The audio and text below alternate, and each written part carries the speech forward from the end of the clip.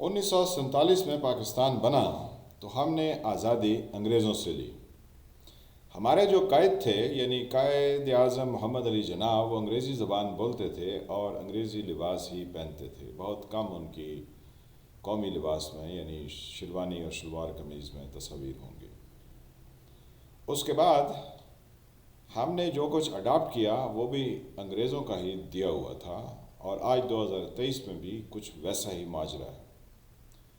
یعنی ہم نے جو آئین کافی سالوں تک چلایا، یا جو قانون جس پر ہم عمل درآمد کرتے آئے یا نہ کیا، یا ایون اب بھی کئی ایسے قوانین ہیں، بلکہ بیشتر ایسے ہیں جو کہ انگریزوں کے دیے ہوئے ہیں۔ اس کے بعد ہم جو گھر تعمیر کرتے ہیں وہ بھی انگریزوں کی نقل کر کے تعمیر کرتے ہیں، یعنی ان جیسے بناتے ہیں۔ لباس بھی انگریزی پہننا پسند کرتے ہیں، اور ہماری سرکاری زبان بھی انگریزی ہے۔ پھر میں کسی چیز پر ماتم نہیں کر رہا ہوں، ابھی آپ کو یہ معلومات بیسک کسی چیز کے لیے بنیاد کا جاننا ضروری ہے، اس لیے یہ تھوڑی سی تمہید آپ کو عرض کر رہا ہوں۔ پھر اس کے ساتھ ہم جو کھاتے ہیں وہ بھی انگریز یا انگریز کے پڑوسیوں کے پاس جو بنتا ہے وہ ہم کھانا پسند کرتے ہیں۔ اپنی خوراک بھی ہمیں پاکستان کی یا اس خطہ زمین کی اتنی پسند نہیں۔ اس کے ساتھ ہی ہماری جو بود و باش ہے، ہماری شکل و صورت ہے، ہمارا جو رہن سہن ہے، اٹھنا بیٹھنا ہے، وہ بھی انگریزوں سے بہت ملتا ہے، اور ٹیڑھی انگریزی بھی لوگ بولنا پسند کرتے ہیں۔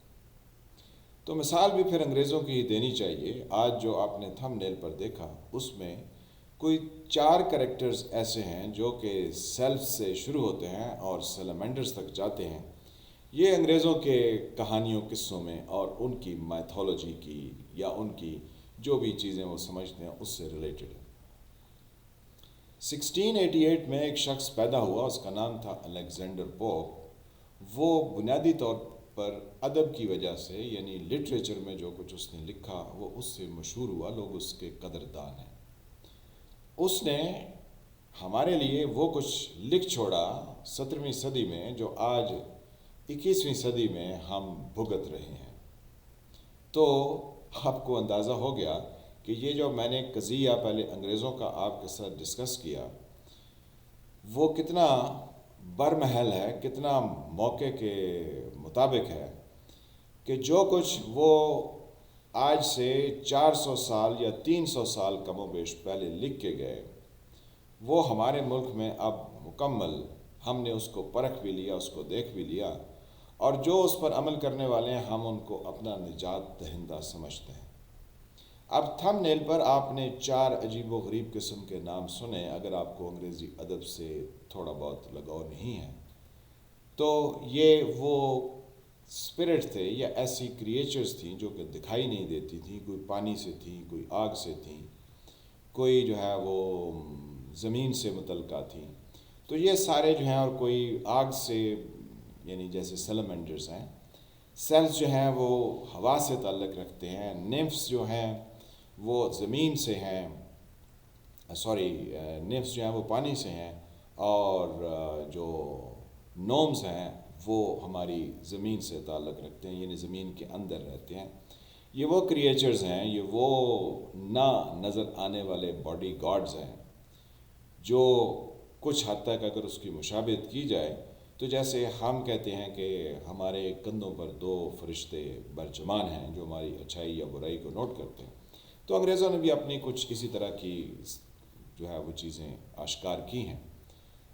تو الیگزینڈر پوپ نے ایک بہت زبردست لٹریچر کا نمونہ تخلیق دیا، اس کا نام تھا ریپ آف دا لاگ۔ اس میں ایک خاتون ہوتی ہے، اور وہ بلنڈا نام سے ہوتی ہے۔ اس کا کردار ہے کہ اس کے اوپر کیسے یہ کریچر جو ہیں وہ اس کے دفاع میں کھڑی ہوتی ہیں، اس کے خیال کرنے کے لیے کھڑی ہوتی ہیں۔ تو یہ پاکستان میں 2018 یا 15 میں وارد ہو گئی۔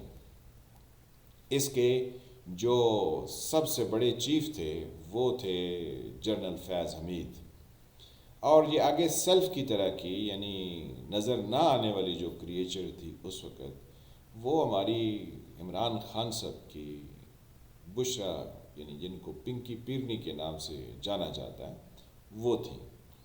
آنن فانن ان کو یہ خیال آیا، یعنی سیلمنڈر ان کے ہاں تشریف لائے جو آگ سے متعلقہ تھے، تو انہوں نے آ کے بشرا بی بی کو یہ بتایا کہ اگر آپ کی شادی عمران خان سے ہو جائے، حالانکہ آپ زوجہ تو مانیکا کی ہیں، تو آپ فرسٹ لیڈی پاکستان میں بن سکتی ہیں اور عمران خان صاحب پاکستان کے وزیر اعظم بن جائیں۔ تو یوں یہ کہانی بہت پرانی ہے جس پر آج کل شرعی اور غیر شرعی نکاح کے بیانات چل رہے ہیں۔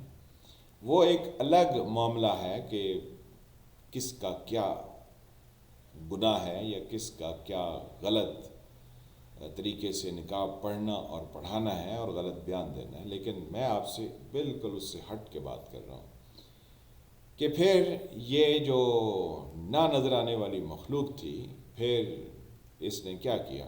ہاں، وہ نواز شریف نے تو ان کو خلائی مخلوق بھی کہا نا۔ تو وہ تشریف لائے بشرا بی بی کے ہاں خواب میں اور ان کو بتایا کہ جناب آپ مانیکا سے نکلیں اور عمران خان کی زوجہ بن جائیں تو آپ فرسٹ لیڈی بن جائیں گی اور وہ وزیر اعظم بن جائیں۔ تو یوں آپ دونوں کے ستارے ایک دوسرے کے ساتھ جڑے ہوئے ہیں، آپ اس کے اوپر کوئی کام شروع کر دیجیے۔ یعنی نفاق کی بنیاد رکھنے والے ہمارے سیلمنڈرز تھے جناب جنرل فیض حمید۔ تو انہوں نے یہ بشرا بی بی کو پیغام پہنچا دیا، اور سوری انہوں نے نہیں پہنچایا، وہ کہیں غیب سے ان کو ہوا نا، آپ یہ مت سمجھیے کہ وہ ذاتی طور پر گئے تو پہنچایا۔ انہوں نے اپنے کوئی نومز، کوئی نیمز، کوئی آگے ان کی بھی تو ہے نا جی، وہ نظر نہ آنے والے اسپرٹ جو ان کے کنٹرول میں تھے، جس کا الیگزینڈر پوپ نے 17ویں صدی میں ذکر کیا، وہ فیض حمید صاحب کے کنٹرول میں آ گئے تھے۔ تو بس یوں عمران خان صاحب کی شادی بشرا بی بی پنکی پیرنی سے ہوگی اور وہ وزیر اعظم بن گئے۔ اب آپ نے یہ نہیں اندازہ لگانا کہ اس کے پیچھے کوئی کہانی چھپی ہے اور کسی نے جان بوجھ کر عمران خان صاحب کو 2018 میں وزیر اعظم بنایا ہے۔ آپ یہ سپر نیچرل کریچرز اور نظر نہ آنے والی چیزوں کے اوپر یقین رکھیے، ہیں تو یہ انگریزوں سے لیے ہوئے، نعوذ باللہ میں نے کسی اسلامک ریفرنس سے کوئی بات نہیں کی ہے، میں نے تو آپ کو صرف وہ سمجھانے کے لیے ایک ریفرنس دیا تھا، ایک بات کی تھی۔